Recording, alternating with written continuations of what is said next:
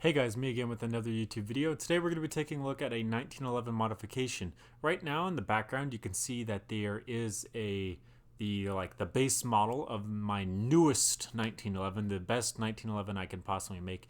That's one of the earlier versions. That's actually not what we're going to be talking about today. So if you guys want to see where this model came from, don't be afraid to go check out the video on the gun that you see in the background.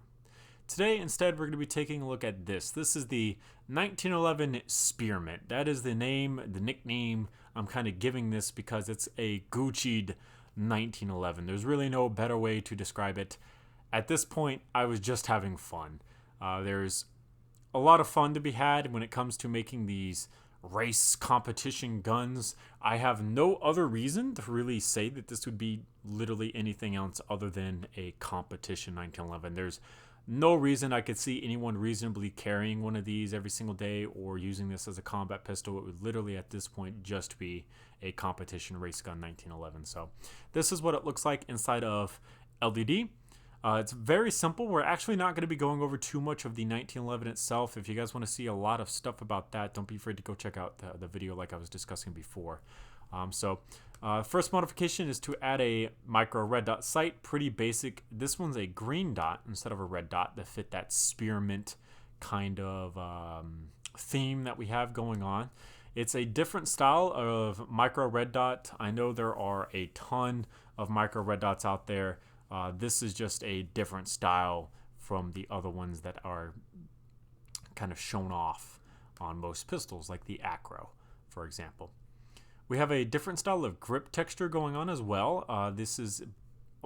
All of these sections are in a very military green-esque color to kind of, again, fit that spearmint theme. And then the frame and the RMR are in a spearmint green kind of color. So again, I could see this being one of those race guns that someone shows up to. They dropped $5,000 into their Gucci accessories and it makes them, you know, better at shooting, supposedly, from what I've heard. So this is just one of those grip textures, a very basic design going on here, just trying to get it, you know, to be a little bit more Gucci'd out instead of a more bland basic grip texture that you see on my other ones.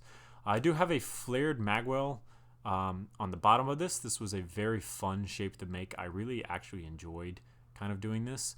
And then I have a base plate extension on bottom of the actual mag itself. So not only does that give you a couple extra rounds inside the magazine itself, but it also gives your fingers this fat, gigantic thing to grab onto when you withdraw the magazine from the Magwell, so that you can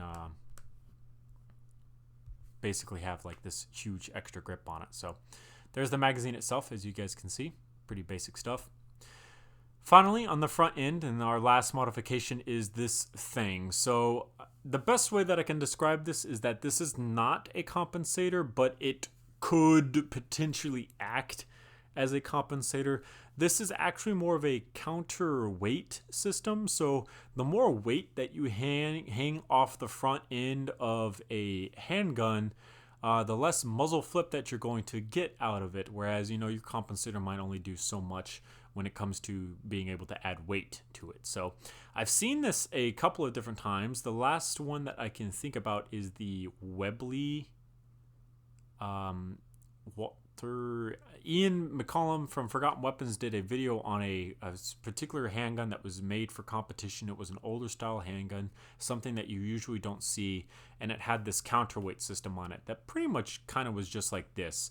And you would add or subtract weights from it to get it to your specific liking. So that's the kind of system that I have going on here, except that it does fit around the barrel. And my kind of thought process is that this would be such a tight fit because you've paid a lot of money to get this 1911 to competition specs, that as gases are coming out the front end, they're going to want to go only 3 directions. They're not going to want to go down, which means they're going to go up and to the sides.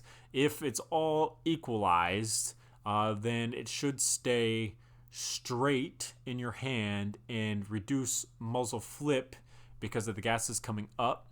I say it's not going to go side to side because of the gases coming out the side, and then because it's weighted, that should help a little bit more as well. Again, it's just kind of to make it look cool at this point. There's really no function to it besides what I can kind of justify with what I just told you, but at the same time, no one's really going to know that until something like this is produced and put on a 1911, and I doubt someone's going to actually do that. So that was the 1911 Spearmint kind of competition pistol. Thank you guys so much for watching. Remember to comment and subscribe for more videos similar to this one. I'll see you guys later in another YouTube video another time.